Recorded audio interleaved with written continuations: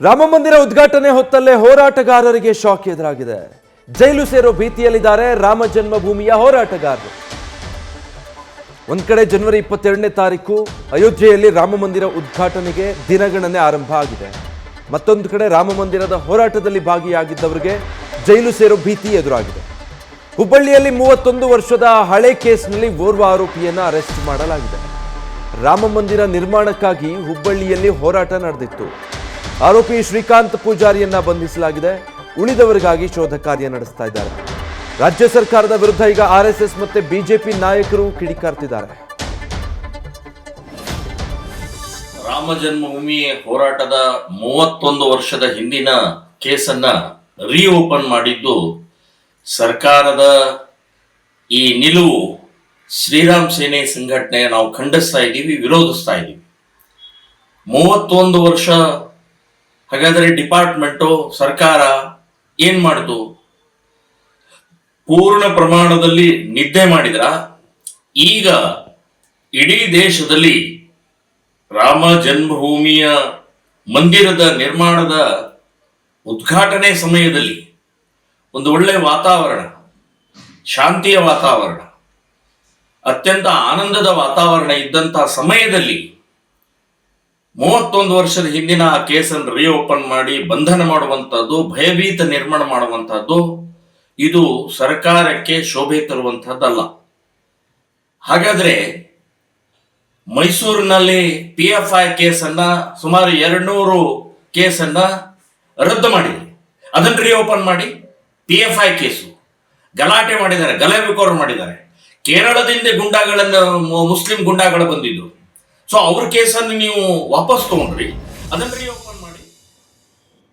500 ವರ್ಷಗಳ ನಿರಂತರ ಹೋರಾಟ, ಸಂಘರ್ಷ, ಭಕ್ತಿ ಭಾವದ ಚಳುವಳಿಯ ಜೊತೆಗೆ ಎಲ್ಲರ ಮನದ ಸದಿಚ್ಛೆಗಳು ಈಡೇರ್ತಿರುವಂಥ ಈ ಶುಭ ಗಳಿಗೆಯಲ್ಲಿ 31 ವರ್ಷದ ಹಿಂದೆ ಯಾವುದೋ ಗಲಾಟೆ ಆಗಿತ್ತು ಅಂತ ಆ ಕೇಸ್ ವಾಪಸ್ ತೆಗೆದು ಈಗ ಬಂಧಿಸ್ತಾರೆ ಅಂತ ಹೇಳಿದ್ರೆ ಇವ್ರ ಪಾಪದ ಕೂಡ ತುಂಬಿದೆ, ಈ ಸರ್ಕಾರದ ಪಾಪದ ಕೂಡ ತುಂಬಿದೆ. ನಾನು ಅವ್ರಿಗೆ ಕೇಳಕ್ ಬಯಸ್ತೇನೆ, ನೀವು SDPI PFI ಅಂತ ದೇಶದ್ರೋಹಿ ಸಂಘಟನೆಗಳ ಕೇಸ್ಗಳನ್ನ ವಾಪಸ್ ಪಡೆದ್ರಿ. ಡೀಟೇಲ್ಸ್ ಕೊಡ್ತಾರೆ ಪ್ರಕಾಶ್ ನೂಲ್ವಿ. ಪ್ರಕಾಶ್, ಈಗ 31 ವರ್ಷದ ಹಿಂದಿನ ಕೇಸ್ನಲ್ಲಿ ಅದು ರಾಮ ಮಂದಿರ ಹೋರಾಟದ ವಿಚಾರವಾಗಿ ವ್ಯಕ್ತಿಯನ್ನ ಅರೆಸ್ಟ್ ಮಾಡಿರೋದು, ಇದು ಯಾವ ರೀತಿ ಮೆಸೇಜ್ ಪಾಸ್ ಮಾಡ್ತಾ ಇದೆ? ಈಗ ಪ್ರಶ್ನೆ ಇರೋದು 31 ವರ್ಷದಿಂದ ಏನು ಮಾಡ್ತಿದ್ರು ಆಗಿದೆ. ಈ ಸಂದರ್ಭದಲ್ಲಿ ಮತ್ತೆ ಆ ಕೇಸಿಗೆ ಸಂಬಂಧಪಟ್ಟ ಹಾಗೆ ಗಲಾಟೆ ಗದ್ದಲಗಳೇನೂ ಆಗಿಲ್ಲ, ನೆನಪಿಸ್ಕೊಂಡು ಈಗ ಆಕ್ಷನ್ ತಗೊಳ್ತಾ ಇರೋದು ಯಾಕೆ ಅಂತ?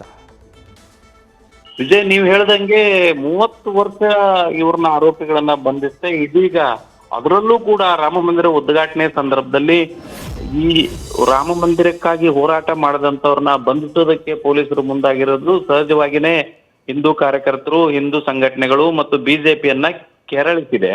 ಆದ್ರೆ ಇದಕ್ಕಿಂತ ಮೊದಲು ನಾವು ಘಟನೆ ಏನಾಗಿತ್ತು ಅಂತ ನೋಡಿದ್ರೆ, ಇಡೀ ದೇಶದಲ್ಲಿ ರಾಮ ಮಂದಿರ ನಿರ್ಮಾಣಕ್ಕಾಗಿ ಹೋರಾಟ ಉಚ್ಛ್ರಾಯ ಸ್ಥಿತಿಯಲ್ಲಿದ್ದಂತ ಸನ್ನಿವೇಶ ಅದು. VSP, ಬಜರಂಗ ದಳ ಸೇರಿದಂತೆ ಹಿಂದೂ ಪರ ಸಂಘಟನೆಗಳು ಮತ್ತು ಬಿಜೆಪಿ ಈ ಹೋರಾಟವನ್ನ ಕೈಗೆತ್ತಿಕೊಂಡಿತ್ತು. ಅಂತ ಸಂದರ್ಭದಲ್ಲೇ ಹುಬ್ಬಳ್ಳಿಯಲ್ಲೂ ಕೂಡ ಅದೇ ಹೋರಾಟ ನಡೆದಿತ್ತು.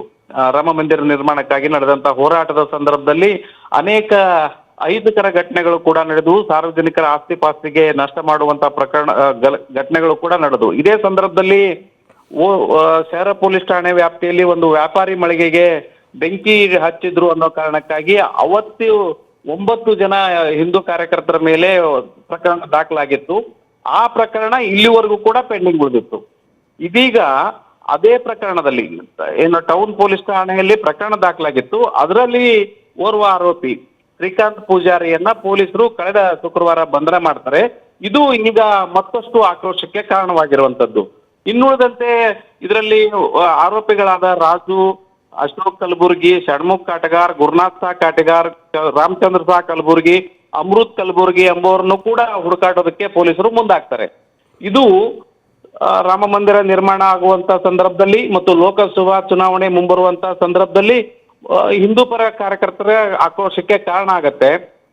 ಇದು ರಾಜಕೀಯ ಲೇಪನ ಕೂಡ ಇದಕ್ಕೆ ನಡೆಯೋದಕ್ಕೆ ಆರಂಭ ಆಗತ್ತೆ. ಇದ್ರ ನಡುವೆ ನಿನ್ನೆ ಶಹರ ಪೊಲೀಸ್ ಠಾಣೆ ಎದುರಿಗೆ ಹಿಂದೂ ಪರ ಕಾರ್ಯಕರ್ತರು ಪ್ರತಿಭಟನೆಯನ್ನು ನಡೆಸ್ತಾರೆ. ಶಹರ ಪೊಲೀಸ್ ಠಾಣೆಯ ಇನ್ಸ್ಪೆಕ್ಟರ್ ಉದ್ದೇಶಪೂರ್ವಕವಾಗಿ ಹಿಂದೂ ಕಾರ್ಯಕರ್ತರನ್ನ ಟಾರ್ಗೆಟ್ ಮಾಡ್ತಾ ಇದ್ದಾರೆ. ಅವ್ರನ್ನ ಕೂಡಲೇ ಅವ್ರ ಮೇಲೆ ಕ್ರಮ ಕೈಗೊಳ್ಳಬೇಕು ಮತ್ತು ಇನ್ನುಳಿದಂತ ಏನು ಆರೋಪಿಗಳ ಸ್ಥಾನದಲ್ಲಿದ್ದಾರೆ ಹಿಂದೂ ಕಾರ್ಯಕರ್ತರು, ಅವ್ರನ್ನ ಯಾರನ್ನೂ ಕೂಡ ಬಂಧಿಸಬಾರದು ಅನ್ನುವಂತ ಡಿಮ್ಯಾಂಡ್ ಇಟ್ಟು ರಾತ್ರಿ ಸುಮಾರು 11:30 ಗಂಟೆವರೆಗೂ ಹೋರಾಟ ಮಾಡ್ತಾರೆ. ಆ ಸಂದರ್ಭದಲ್ಲಿ ಪೊಲೀಸರು ಅವರಿಗೆ ಭರವಸೆ ನೀಡ್ತಾರೆ, ಇನ್ನುಳಿದಂತ ಯಾವ ಕಾರ್ಯಕರ್ತರನ್ನು ನಾವು ಬಂಧಿಸೋದಿಲ್ಲ, ಅವರು ಕಾನೂನು ರೀತಿ ಬೇಲ್ ತಗೊಳ್ಳಿ ಅನ್ನುವಂತ ಭರವಸೆಯನ್ನು ನೀಡಿದ್ದಾರೆ. ಆದ್ರೆ ಇದಕ್ಕೆ ಹುಬ್ಬಳ್ಳಿ ಧಾರವಾಡ ಪೊಲೀಸ್ ಕಮಿಷನರ್ ರೇಣುಕಾ ಸುಕುಮಾರ್ ಕೊಡುವಂತ ಸ್ಪಷ್ಟನೆ ಏನು ಅಂತಂದ್ರೆ, ನಮ್ಗೆ ರಾಜ್ಯ ಸರ್ಕಾರದಿಂದ ಆದೇಶ ಇದೆ, ಹಳೆ ಪೆಂಡಿಂಗ್ ಕೇಸ್ಗಳನ್ನ ಕ್ಲಿಯರ್ ಮಾಡಬೇಕು ಅಂತ, ಆ ಕಾರಣಕ್ಕಾಗಿ ಆರೋಪಿಯನ್ನ ಬಂಧಿಸಿದ್ದೇವೆ ಹೊರತು ಇದರಲ್ಲಿ ಯಾವುದೇ ಉದ್ದೇಶ ಇಲ್ಲ ಅಂತ ಸ್ಪಷ್ಟಪಡಿಸಿದ್ದಾರೆ. Vijay, thank you Prakash. News first ನಿರ್ಭೀತಿಯಿಂದ ನಿಮ್ಮ ಪರವಾಗಿ.